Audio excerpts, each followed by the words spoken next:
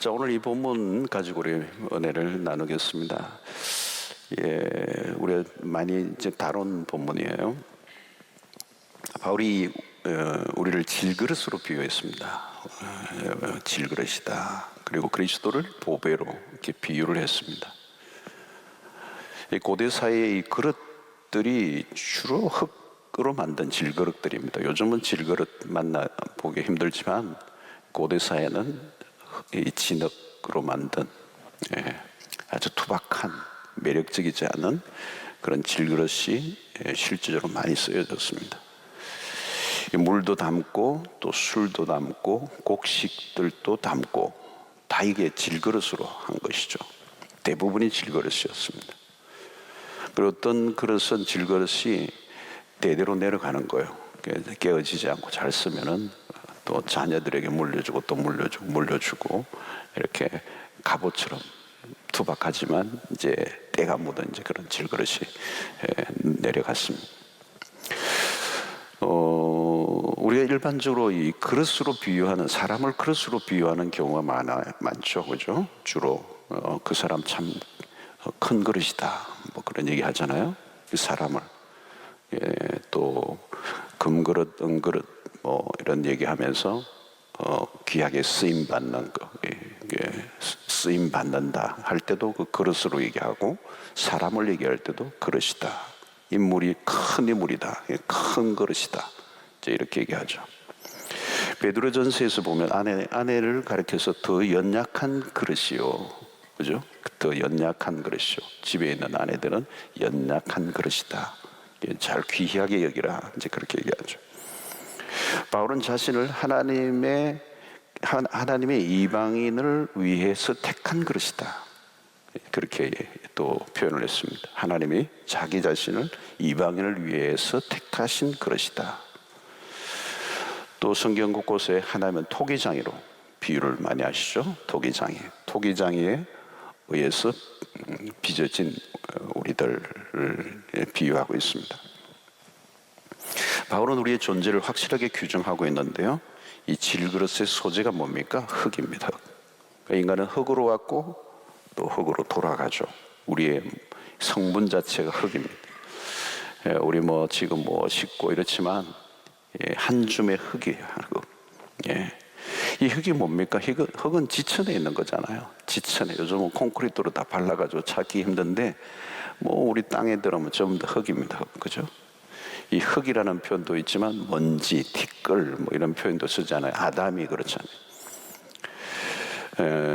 이 흙으로 만들어졌고 볼품이 없죠. 뭐 어디나 있는 것이고 뭐 귀하지 않잖아요. 흙이 그냥 어디든 평범한 흙으로 만들어지고 그 흙이 흙으로 또 돌아가는 존재. 자, 근데 특별히 있을 질그릇의 특징이 뭡니까? 질그릇의 특징은 잘 깨어진다는 거죠. 잘 깨어진다. 자, 우리 인간이 그렇습니다. 잘 깨어진다. 얼마나 약합니까? 굉장히 약합니다. 감기만 하면 걸려도 맥을 못 쳐요. 그죠? 이 바이러스, 코로나, 우리 온도가 지금 이 체온이 요즘 우리 교회 입구에 이 체온을 재는 게 다 기계가 이제 비싼 거 하나 몇 개 사놨어.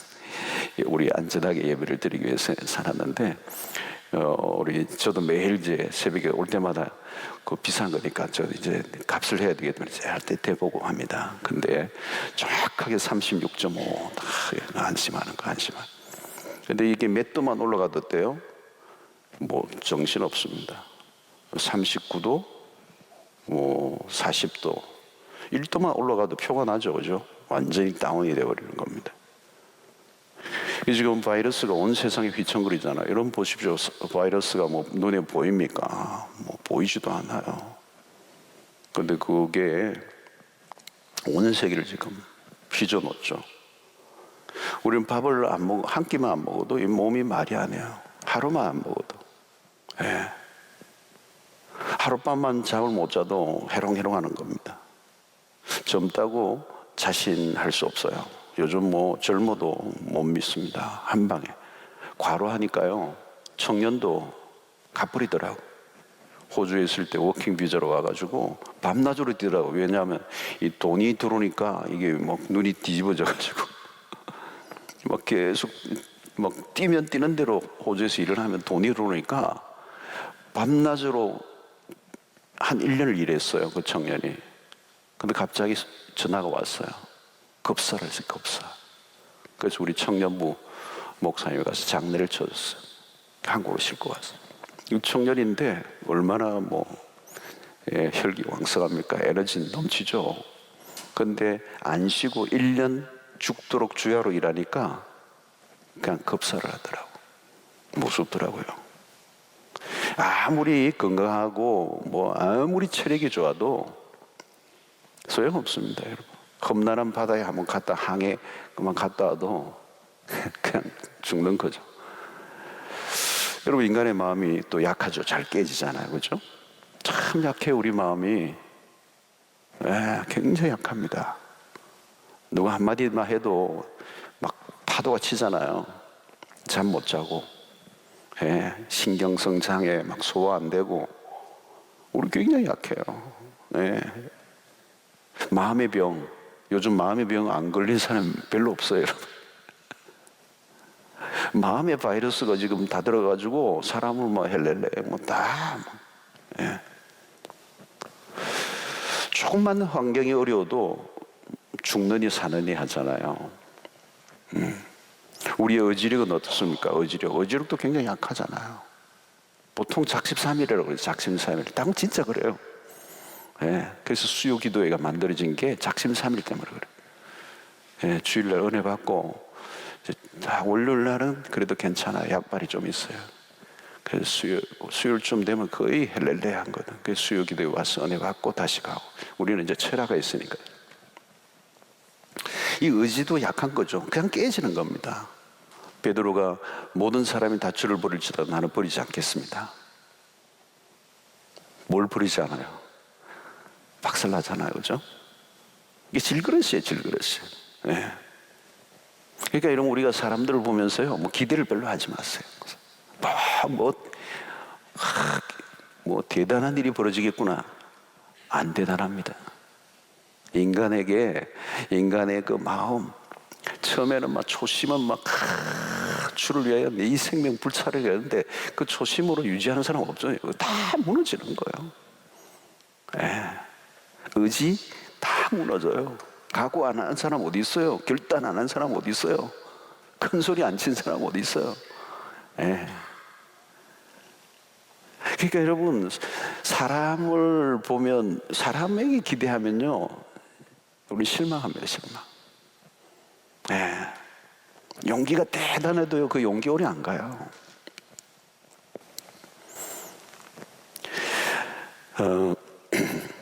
자, 오늘 이 특별히 질그릇은 잘 끼어진다. 또 무엇보다 이 질그릇은 값진 게 아닙니다, 여러분. 소재가 흙이니까요. 다른 것에 비해서 초라하죠, 사실은. 그래서 막 쓰다가 깨어지면 버려도 아깝지 않은 거예요. 질그릇에 아무리 검태를 두르고 꾸며도 질그릇은 질그릇인 것입니다. 그래서 오늘 여기 보면 우리가 질그릇 같다는 말은 무엇을 의미합니까? 우리 자신을 믿으면 안 된다는 겁니다. 언제든지 끼어들 수 있는 존재. 그래서 장담하면 안 됩니다. 장담. 나는 이렇게 할 것입니다. 장담하지 마요. 누가 그러는데, 목사님 변치 말아주세요. 나 안 변합니다. 그런 소리 하지 마세요. 안 변하도록 기도해 주세요. 나도 몰라요. 내가 무슨 재주로 안 변할 재주가 있어요? 하나님의 은혜가 아니면은, 배신자가 처음부터 배신자로 하겠다고 배신자 된 사람이 어디 있어요, 여러분? 가까이 있던 사람이 배신자가 되잖아요. 왜 그래요? 자기 마음도 자기는 몰라요. 어떤 상황과 일이 오면 우리는 언제든지 changeable, 변할 수 있는 사람들. 우리는 열심히 하다가도 우리의 마음이 변할 수도 있고, 육체가 병들 수도 있고, 결심이 바뀔 수도 있고, 그 꿈이 어떤 외적인 상황에서 깨어질 수가 있어요. 처음에는 사자후를 토하다가도 나중에는 뭐 신닭이에요. 신닭. 꽥하고. 나는 하고 싶지만 할 수 없는 상황이 닥치고 나는 능력이 있는 것 같아도 상황이 안 받쳐주면 안 되고, 속수무책의 문제들이 있잖아요. 요즘 보십시오. 이런 게 코로나 같다. 그래서 이 질그릇은 잘 끼워질 뿐만 아니라 망가지면 뭐 그냥 버려지는 거죠. 그래서 우리가 항상 가져야 될 기본적인 인식은 뭐냐면 우리는 질그릇이다는 거죠. 질그릇이다. 나는 보배가 아니다. 이걸 지금 먼저 바울이 얘기하는 겁니다. 나에게 능력이 있는 것이 아니고 능력이 있다면 잘 끼워지는 능력이 있어요. 상처 잘 받고 낙심 잘하고 실망 잘하고 분노 잘하고 인내 못하고 뭐 그런 것들이죠. 뭐 주로. 자, 그런데 바울은 어떤 경험을 지금 우리에게 소개하고 있어요. 8절과 9절을 보면 우리가 사방으로 우겨삼을 당하여도 쌓이지 아니하며 답답한 일을 당하여도 낙심하지 아니하며 박해를 받아도 버림받지 아니하며 끄꾸러뜨림을 당하여도 망하지 아니하고. 자, 이 놀라운 얘기가 있죠. 사방으로 우겨삼을 당했는데 쌓이지 아니하는데. 자, 여기 사방으로 우겨삼을 당하는 거, 답답한 일을 당하고 박해를 당하고 끄꾸러뜨림을 받는 거, 이 끔찍한 상황들이 벌어지고 있죠. 이런 것을 우리는 사면초가 진퇴양난이고 앞이 보이지 않는 상황입니다. 사실 이것을 조금 더 풀어보면 바울은 11장으로 넘어가면, 고린도후서 11장으로 넘어가면 이것을 좀 더 구체화한 사건들이 일어납니다. 우겨삼을 당하고 답답한 일을 당하고 박해를 받고 버림받고, 이게 다 이 상황이 고린도후서 11장 23절로 27절에 나와요. 자, 여기 보면 그들이 그리스도의 일꾼이냐 정신없는 말을 하거니와 나는 더욱 고라하도다. 내가 수고를 넘치도록 하고 옥에 갇히기도 하고 더 많이 하고 매도 수없이 맞고 여러 번 죽을 뻔하였으니 유대인들에게 40에 하나 감한 매를 5번 맞았고 3번 태장으로 맞고 1번 돌로 맞고 3번 파선하고 일주일을 깊은 바다에 지냈습니다. 여러 번 여행하면서 강의 위험과 강도의 위험과 동족의 위험과 이방인의 위험과 시내의 위험과 광야의 위험과 바다의 위험과 거짓 형제 중에 위험을 당하고 또 수고하며 애쓰고 여러 번 자지 못하고 줄이며 목마르고 여러 번 굶고 춥고 헐벗었노라. 와, 뭐 하나만 해도 숨이 막히는 건데 초특급 고난입니다. 여러분, 이 바울이 지금 이 경험한 것만큼 혹시 경험한, 나도 비슷하게 했다는 분 혹시 있으면 손 들어 표를 해주시기 바랍니다. 없을 것 같아요. 이런 사람 없어요. 이런 경험을 한 사람 없어요. 이거 없습니다. 그러니까 바울이 겪었던 고난이 얼마나 어려웠던가를 우리가 그게 미치는 거죠. 이 정도 수준이면 미치는 겁니다. 이 정도 압력이라면 질그릇과 같은 인생이 깨어지고도 남죠. 그런데 바울은 특이한 고백을 하는 거죠. 이런 경험들 속에서 사방으로 우겨삼을 당하여도 쌓이지 않았는다. 왜 깨어질 수밖에 없는 질그릇인데 깨어지지 않았는가? 왜 이 사면초가 되어 있는데도 전혀 쌓이지 않았는가? 답답한 일을 만나서 앞이 보이지 않는데 낙심하지 않는다는 거예요. 어떻게 이렇게 살 수 있는가? 자, 오늘 7절이 그 답이죠. 우리가 이 보배를 질그릇에 가졌으니 이는 심히 큰 능력은 하나님께 있고 우리에게 있지 아니함을 알게 하려 함이라. 힘이 큰 능력은 하나님에게 있고 우리에게 있지 않다. 오늘 능력의 문제를 다루고 있죠. 힘이 큰 능력은 하나님께 있고 우리에게 있지 않다. 아주 정확한 규정을 하고 있죠. 그러므로 우리가 확인해야 될 것은 능력의 출처입니다. 어디로부터 능력이 나오는지를 정확하게 이해하고 있어야 합니다.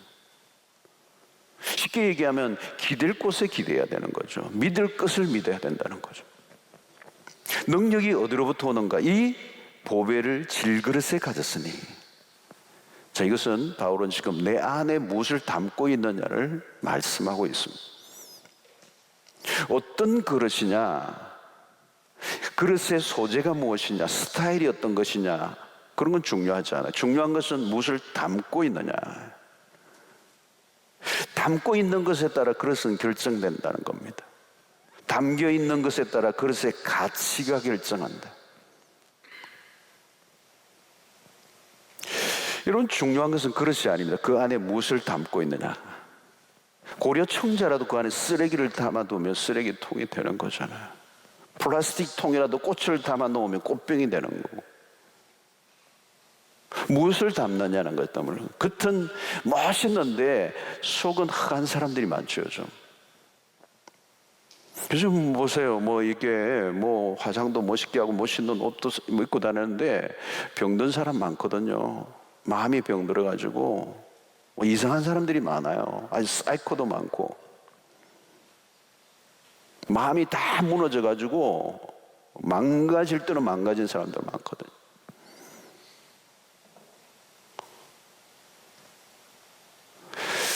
여러분이 지금 바울은 16절에서도 그런 말씀을 해요. 16절에서 보면 그러므로 우리가 낙심하지 아니하는 우리가 그 사람은 낡아지나 우리가 속 사람은 날로 새로워진다. 비록 질그릇이고 금이 가 있지만 그 안에 진귀한 보배를 담고 있다는 거죠. 그러면 그것은 가치가 있는 그릇이 된다는 거예요. 담겨진 것에 따라 취급이 달라진다는 겁니다. 그릇이 아니라 그릇에 담겨진 것. 근데 오늘 여기 보면 질그릇의 보배를 가졌다는 것은 무엇인가 어울리지 않아요, 사실은. 질그릇과 보배, 안 어울리는 컨셉이잖아요. 특이해요. 질그릇인데 보배를 담았다.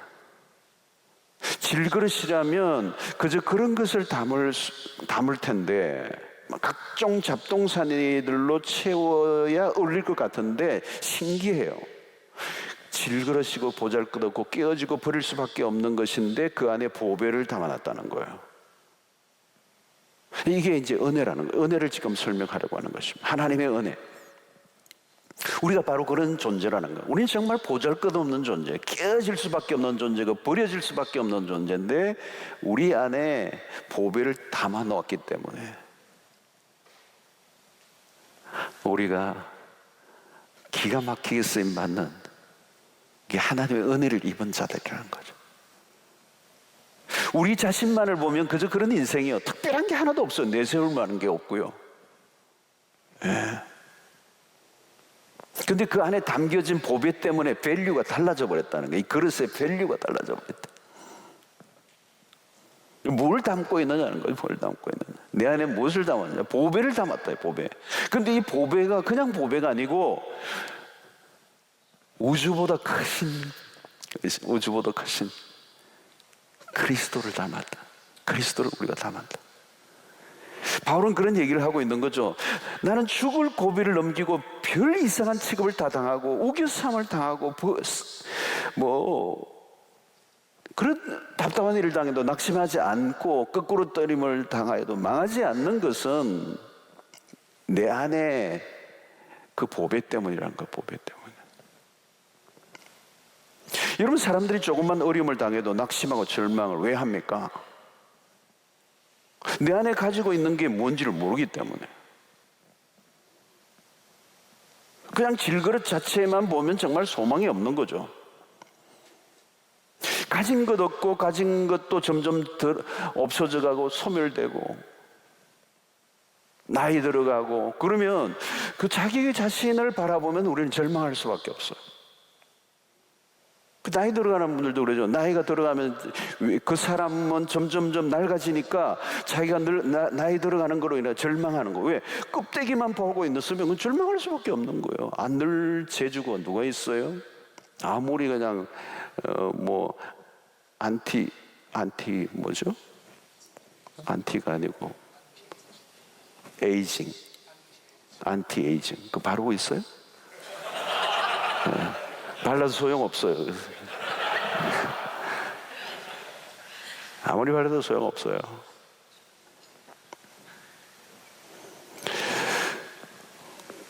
그 겉모양을 우리가 보고 살면 나 자신을 보면 절망할 수밖에 없는 거예요.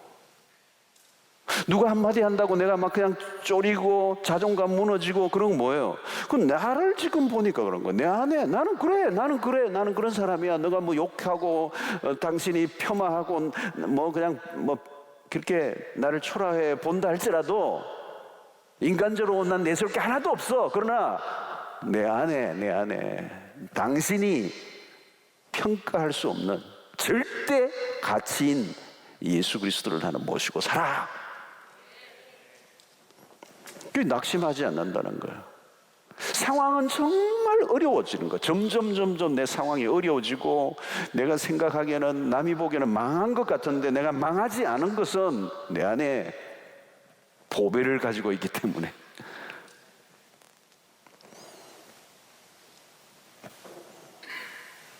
여러분, 보배를 가지고 있지 않으면요, 이건 아무것도 아니라는 거죠. 그냥 이게 뭐 그냥 쓰레기통 같아요. 몸 다 망가지고요. 우리가 가진 게 뭐 우리를 붙들어 줄 수가 있겠습니까? 보배를 담고 있기 때문에 이게 질그릇은 별거 아니지만 이거를 버릴 수 없어요. 이게 있기 때문에, 보배가 담겨 있기 때문에. 그래서 질그릇의 정체성은 그 안에 든 보배에 달려 있다. 보배를 보는 눈이 열려야 된다. 중요한 것은 뭡니까? 내 안에 계신 그리스도가 누구이신가?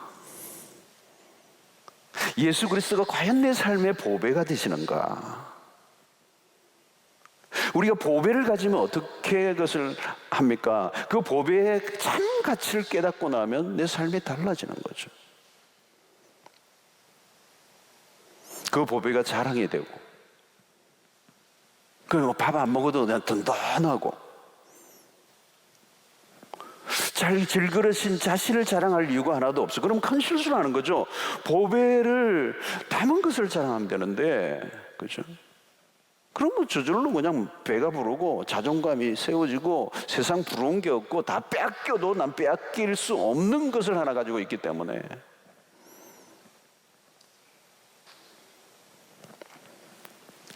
여러분, 어려운 일을 만나면 근심해하고 누군가 비난하면 열을 받고 이를 갈고 신음소리 내고.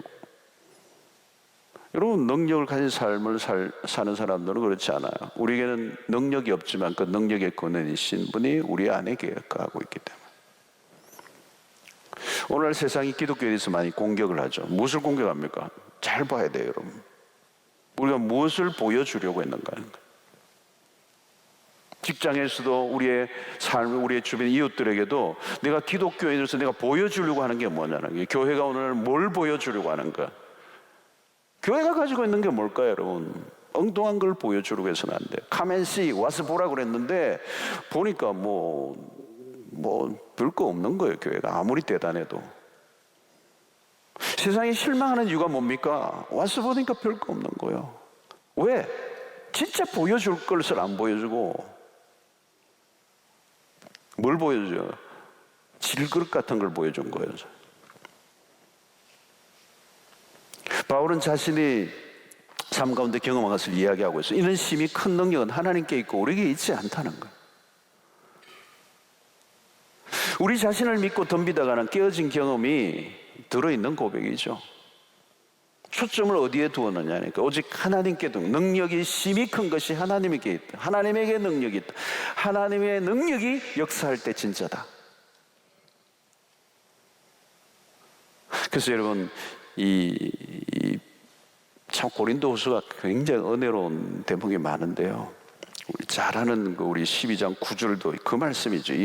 오늘 말씀과 다 맥락을 같이 하는 건데, 나에게 이르시기를 내 은혜가 내게 족하도다. 이는 내 능력이 약한 데서 온전하여짐이라 하신지라. 그러므로 도리어 크게 기뻐함으로 나의 여러 약한 것들에 대하여 자랑하리니 이는 그리스도의 능력이 내게 머물게 하려 함이라.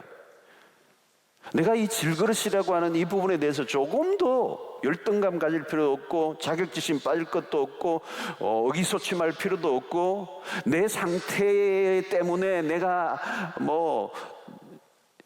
불안해하고 두려워 떨 필요 없고 좌절할 필요가 없어요.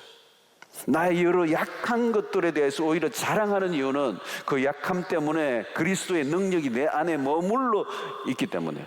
그래서 그리스도의 능력이 우리 안에 머물러 있기만 하면, 그래서 바울은 내가 약할 때 강함이라는, 약할 때 강함이라, 이거 참 패러독스인데 어마어마한 얘기인데 실제적으로 우리의 삶에서 잘 받아들이지 않는 부분에 자꾸 우리는 우리 자신의 강함을 드러내려고 자꾸 얘기하고 내 잘남을 드러내려고 하고 자꾸 질그릇에 그냥 금태를 두르려고 자꾸 그러고.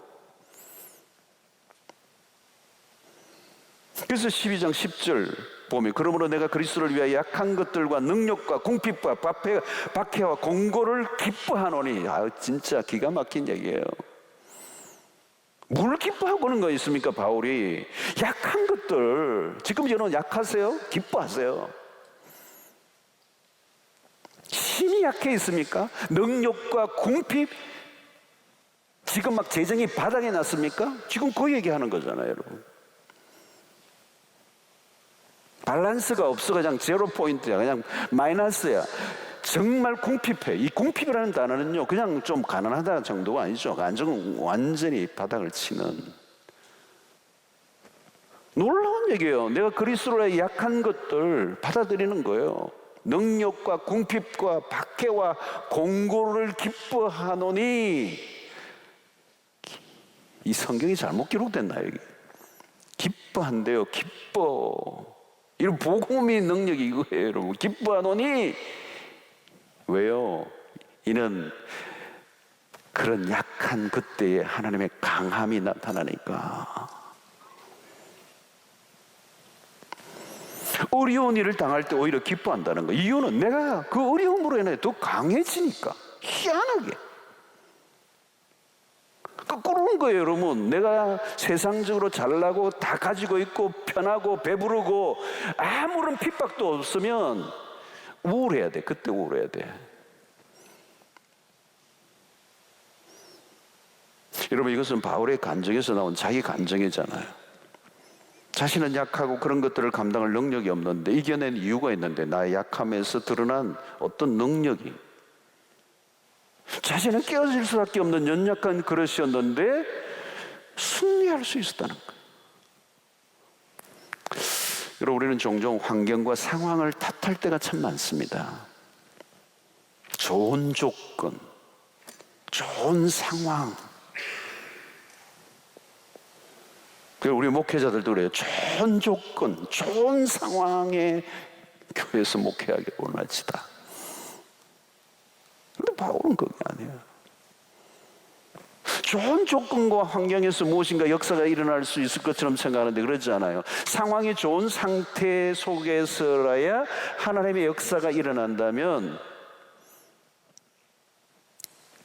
여러분, 그런 데서는 하나님의 역사가 일어날 곳이 없어요, 사실은. 좋은 상태인데 무슨 하나님의 역사가 일어날 때가 있습니까? 아무 일도 일어날 필요가 없죠. 좋은 조건인데 뭐 하나님 무슨 좋은 조건을 또 뭐 열어주실 이유가 어디 있습니까, 여러분? 우리는 좋은 교회, 뭐 좋은 건물, 좋은 환경을 찾죠. 그거 위험한 거예요. 상황이 나의 편일 때도 있지만 살다 보면 반대인 경우가 더 많아요. 상황이 내 편이 아닐 때가 더 많아, 세상을 살다 보면. 자, 그러면 상황이 내 편이 아닐 때 좋은 상황이 오기만을 기다리면 되나요? 인생에 그런 날이 안 와요, 별로. 좋은 상황이 오기를 기다리는 그런 날은 오잖아요. 지금 원하지 않는 상황에 있을지라도 절망하지 않고 그 상황 속에서 역사하실 하나님을 바라보는 것. 좋은 상황이 오면 나 이렇게 하겠습니다. 아니에요. 지금 이 어려운 상황 속에서 일하실 하나님을 기대하면서 부딪히는 거죠. 우리는 무엇인가 근사한 것들이 일어나기 원합니다. 때로는 필요하긴 하지만 그런 것들이 절대 조건은 아니에요. 하나님께서 가장 역사하기 좋은 상태가 언제인지 아십니까? 인간적으로 내세울 만한 것이 아무것도 없는 상태. 세상적으로 자랑할 거 하나도 없는 때, 하나도 없을 때. 인간적으로 보면 모든 기대가 다 무너졌을 때, 우리의 자랑거리가 다 사라져 버렸을 때, 내가 붙들고 있는 게 모두 망가져 버렸을 때, 이제 내가 아무것도 할 것이 없다고 인정할 그때 하나님이 일하시기 시작하세요. 완벽하고 모든 능력으로 출중한 사람은요, 하나님이 잘 쓰시지 않습니다. 바울이 자신이 인간적으로 열심으로 충만했을 때 하나님이 그를 사용하십니까? 안 해요. 다메섹에서 주를 만났을 때 완전히 무장해제시키시고 완전히 무너뜨리고 난다는 것이죠.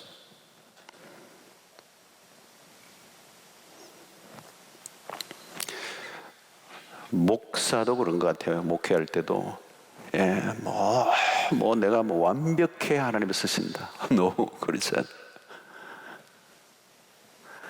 그러니까 건강의 문제도 있고 이래서 늘 하나님 앞에 엎드려야 되고, 한순간에도 어떻게 하면 삐걱하면 막 다 무너질 것 같은 그런 상황, 막 가정적이든 건강의 문제든 자기의 어떤 연약함을 갖고 늘 하나님 앞에 하나님 도와주지 아니하시면 난 못합니다.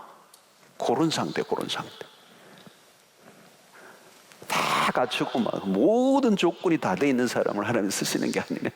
그는 자기 혼자 살다 가는 거예요. 정말 남이 보기에는 보잘것없고 갖춘 것도 없어 보이고, 병도 막 몇 가지 들어가지고 고랑고랑하고 병원 실려 다니고 막, 안 그러면 집에도 막 집에 가족의 가운데서 누가 막 늘 막 사선을 오고 가고, 그 날마다 주님 앞에 엎드리지 않으면 모든 게 산통 다 깨질 것 같은 이런 상황에 있는, 인간적으로 보면 자랑할 것이 없는, 어떻게 보면 비극적이고 불행해 보이는데 그 인생을 그 속에서 그 연약함 때문에 그 사람을 하나님이 쓰시기 시작하는, 바울 얘기 아니에요 여러분. 이게 그러니까 건강 좋고 막 능력 많고 스펙 다 갖추고 잘났고 막 키도 크고, 난 키가 작은 게 난 늘 감사해요 사실은.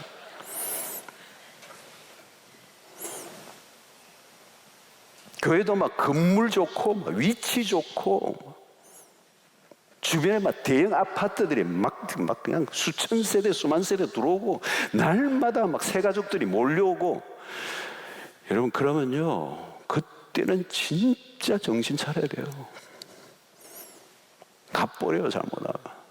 내가 잘난 줄 알고. 착각을 잃어버리고, 인간이 얼마나 잘하는데요. 조금만 잘 돼도요 우리는 얻기 힘들어가요.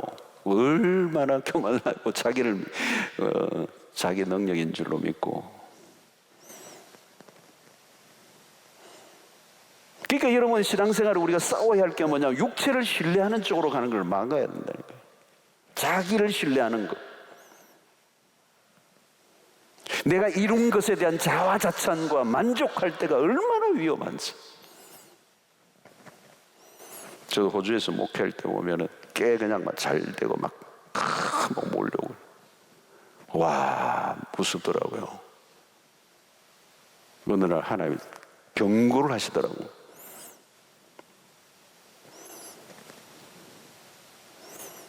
깨갱했어. 하나님 내 절대 안 그러겠어.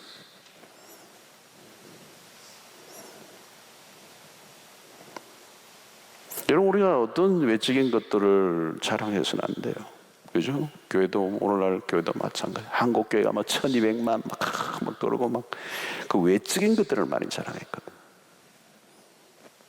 세계 최대 교회가 뭐 어쩌고. 여러분, 그런 외적인 것은요 세상도 많아요. 그건 다 뭐 세상도 뭐 건물로 치면 여러분 LCT도 뭐 지금 101층이고 뭐 서울에 125층, 얼마나 대단해요 여러분. 건물 뭐 우리가 얼마나 해서 비교가 됩니까? 사람? 뭐 축구 경기장이나 이런 데 가보세요. 미국의 농구 경기장도 뭐 어마어마하죠. 사람들 모이는 거. 조직력?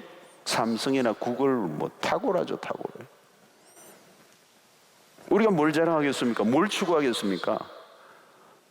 여러분, 지금 우리가 무엇으로 인해 안타까워합니까? 여러분들은 무엇으로 안타까워하세요? 뭘 못 갖추어서 안타까워하세요? 무엇이 좀 없어서 안타까워하세요, 여러분?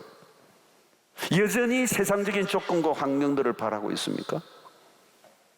하나님 나에게 돈을 좀 주시면 내가 한번 멋지게 섬겨보겠습니다. 하나님 돈 필요한 분이 아니에요. 하나님 이번에 화끈하게 한번 밀어주세요. 이게 마치 선거에 출마한 후보자들도 비슷한 얘기 하더라고요. 한 번만 밀어주세요. 이 한 번 마치겠습니다.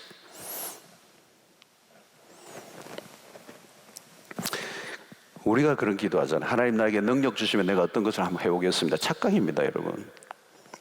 나에게 능력이 없어서 사용되지 않는 게 아니에요. 능력의 근원이신 하나님을 온전히 붙들지 않는 것. 복음을 붙든다는 게 뭘까요? 내 힘으로 안 된다는 거예요. 복음을 우리가 믿는다는 거예요. 내 힘으로는 구원을 얻을 수 없다는 거잖아요. 전적인 무장해제예요.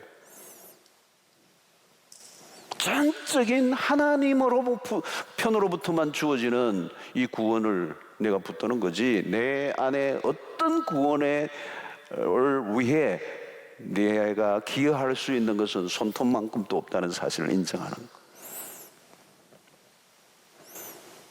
그걸 유지해야 된다는 거예요. 그 복음을 붙잡는다는 말은 내 구원 자체도 내 어떤 행위와 능력과 잘남과 자랑거리도 구원의 보탬이 될 수 있는 것은 눈꼽만큼도 없다는 사실을 날마다 인정하는 자이기 때문에 우리의 태도는 내 힘으로 하려고 하는 어떤 자만과 태도도 가지고 있어서는 안 된다.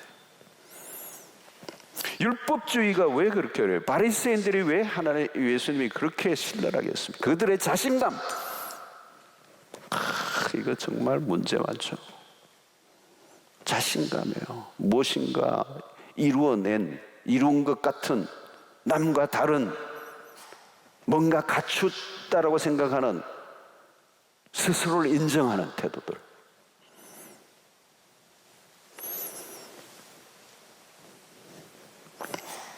여러분, 이 어거스틴이 죄의 본질을 이렇게 해서 우리 자신에게로 굽어지는 것이다. 그게 죄의 속성이에요. 우리 자신에게로 기울어지는, 굽어진 것. 나에게로 자꾸 모든 게 기울어져 있어요. 하나님에게로 기울어지고 하나님을 의존하는 게 아니라 끊임없이 자기를 신뢰하고 자기에게로 모든 것이 기울어져 있는.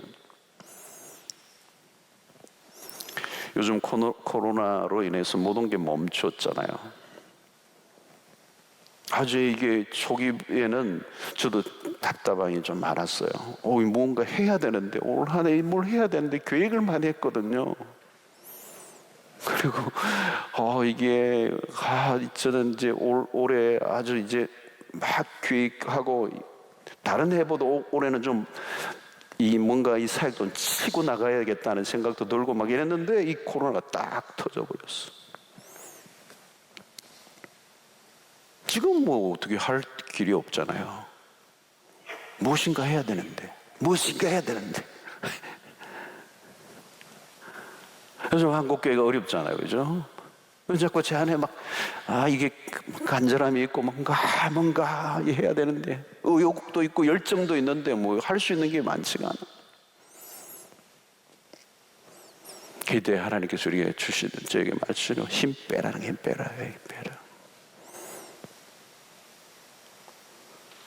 저는 요즘 하나님의 나라에 대해서 관심이 많아졌어요.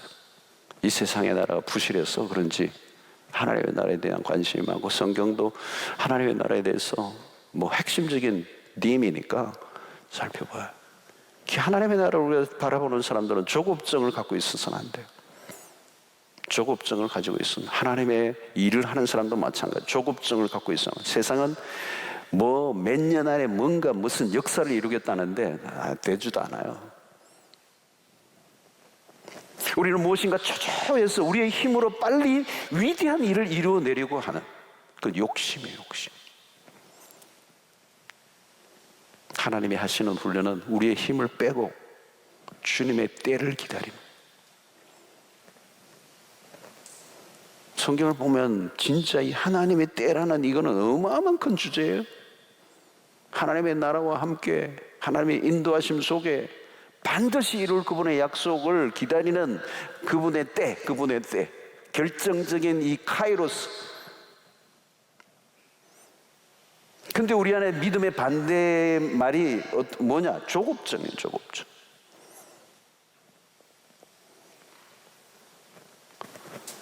우리가 약하고 할 수 있는 것이 없을 때 우리의 힘을 빼고 그분의 때를 기다리는, 그때 해야 될 것은 뭘까요? 내 안에 계신 그리스도에게 초점을 맞추는 거예요. 우리가 많은 일들을 하고 의욕도 있고 열정도 있고 의지도 막 발동하고 뭔가 플랜도 세우는데요, 막 바쁘게 오고 가는데 뭘 놓쳐요? 그리스도를 놓쳐요. 껍데기를 강화하는, 그리스도가 누구이신지, 그리스도가 의도하시는 방향이 어떤 것인지, 오늘 일어나는 일들 속에 그리스도는 무엇을 말씀하고 있는지. 힘들고 어렵고 문제가 복잡할수록 잠잠히 그리스도에게 집중해야 하는 것이죠.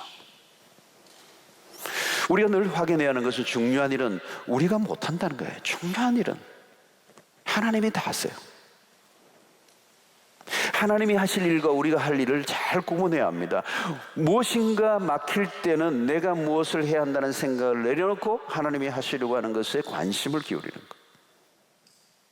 우리의 불안함과 초조함과 야망이 뒤섞여서 막 그냥 뒤섞여버리면 어려워져요. 우리는 하나님께서 능력을 주시면 나의 능력과 하나님의 능력이 합쳐져서 대단한 일을 이룰 것이다, 이렇게 생각합니다. 그렇지 않다. 그렇지 않아. 우리는 질그릇이에요. 우리의 능력과 하나님의 능력이 막 합작을 이루어서 무슨 역사를 이뤄내지 않아요. 우리의 능력은 도움이 안 돼요. 그분의 능력만이. 그분의 능력이 온전히 드러나게 하려고 하면 나는 깨져야 돼. 나는 힘을 빼야 돼. 나에게 좀 능력이 부족한데 하나님이 조금만 도와주시면 놀라운 일을 할 수가 있을 것입니다 라고 하는 태도는 무엇인가 오해하고 있는 거예요. 바울은 자신의 연약함 가운데 계속적으로 머물러 있을 때에만 하나님의 능력이 역사한다 고백하죠. 계속적으로 연약함 가운데 머물러 있을 때만 하나님의 능력이 역사한다. 이걸 놓치지 말아야 돼. 하나님께서 능력을 주시면 내가 슈퍼맨이 되는 게 아니고 나는 여전히 연약한 상태로 있는 거.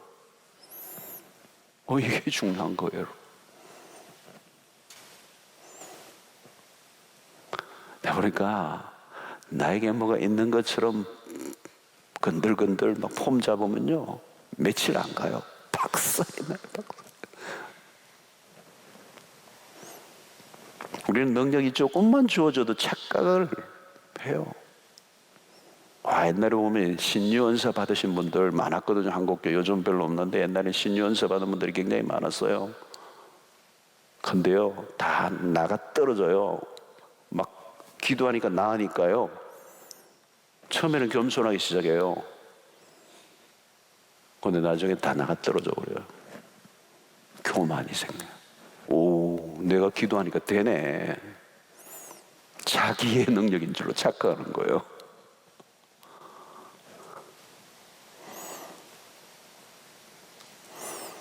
하나님께서 나에게 능력을 주신다는 말을 좀 더 정확하게 이해하면 나는 단순히 하나님의 능력이 지나가는 통로, 도구, 그릇이라는 말이 있어요.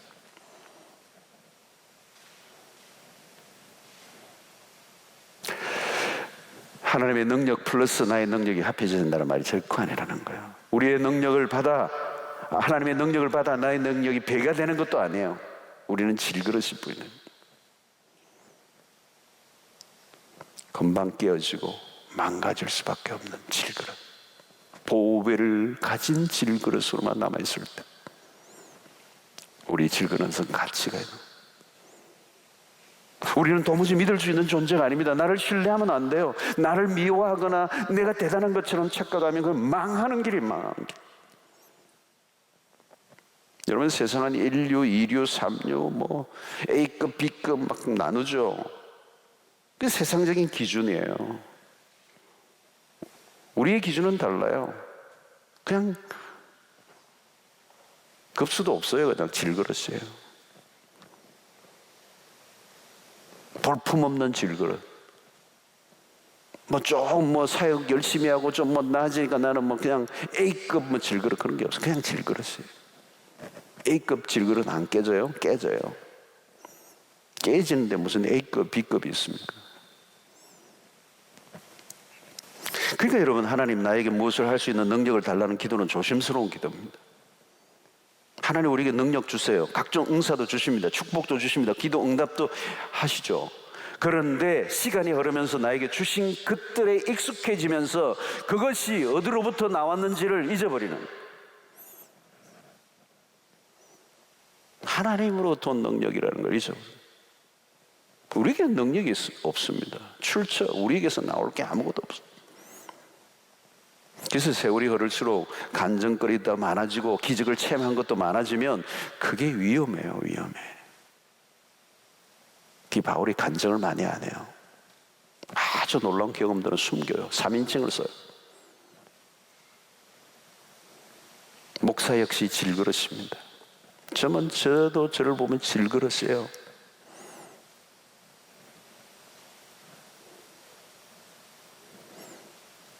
수십 년 아무리 신앙생활 많이 해도 마찬가지예요. 우리 안에 있는 것으로는 하나님의 일을 할 수가 없습니다. 우리에게 있는 것들, 자랑하는 것들이 하나님의 일에 방해가 될 뿐이에요.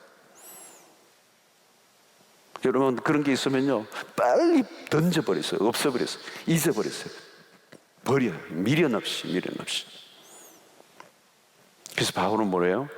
그 옛날에 자랑하던 모든 것들을 뭘로 여긴다고요? 밤이니까 괜찮죠. 똥으로 여긴다. 예.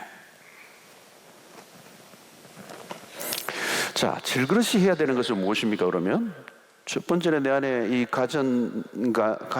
무엇을 가졌는가를 확인하는 거죠. 이 보배를 가졌다면 이제 할 일은 그것을 드러내는 것이 사명이에요. 담겨진 것이 드러나야 되잖아요. 그릇이 너무 훌륭해서 그 안에 담겨진 것이 드러나지 않는다면 그릇의 소임을 다하는 게 아니에요. 그릇에 담긴 보배를 드러낼 수 없다면 그 그릇은 가치가 없는 거지. 그 그릇의 가치는 이제 깨어지든 망가지든 금이 쫙 가든 상관없어요. 그 안에 있는 보배가 드러날 수만 있으면 그건 그릇의 소임을 당하는. 내가 다 망가져도, 내가 병이 들어도, 남들이 볼 때는 과시받을 존재같이 내가 되었다 할지라도 그 사건과 그 있던 일을 통하여 내가 그리스도가 나의 그 삶과 사건을 통하여 드러날 수만 있었다면 나는 내 소임을 다한 거예요. 이 아멘이 쉽지 않죠, 여러분. 그렇죠?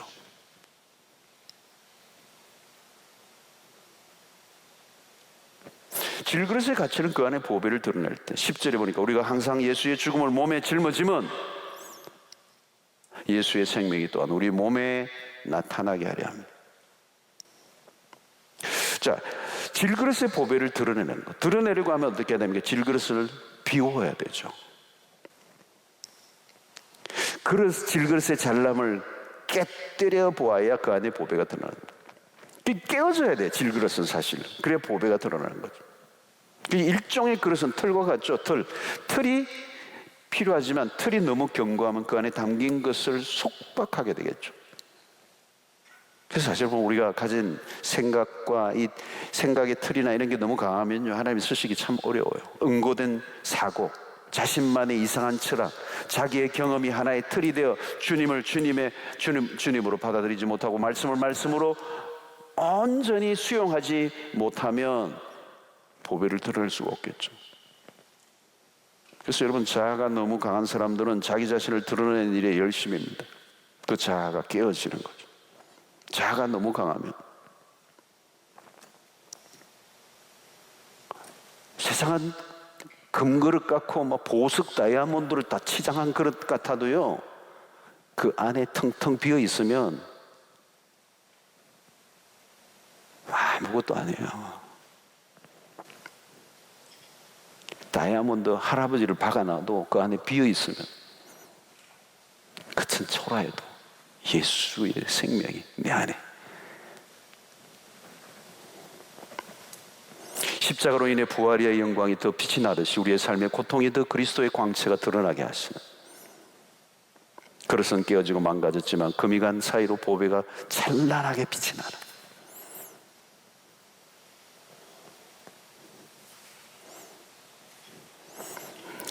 사랑하는 성도 여러분, 여러분들 안에 무엇을 가졌습니까?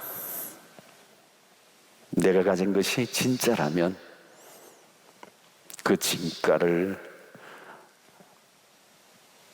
경험하시고 또 누리시고 드러내시는, 사건이 일어나고 힘든 일이 일어날 때마다 나를 통해서 무엇이 드러날 것인가, 나의 삶이 흔들릴 때 내 속에 무엇이 드러나는가, 나인가 그리스도인가. 바울은 자신에게 일어나는 고통이나 어려운 현실에 대해서 개념치 않았어요. whatever 무슨 일이라든지 자신의 삶을 압박하는 일들이 났지만 오히려 기뻐했습니다. 핵심은 내가 고통을 당하느냐 당하지 않느냐의 문제가 아니에요. 지금 내 환경이 나이스하냐 아니냐는 중요하지 않아요.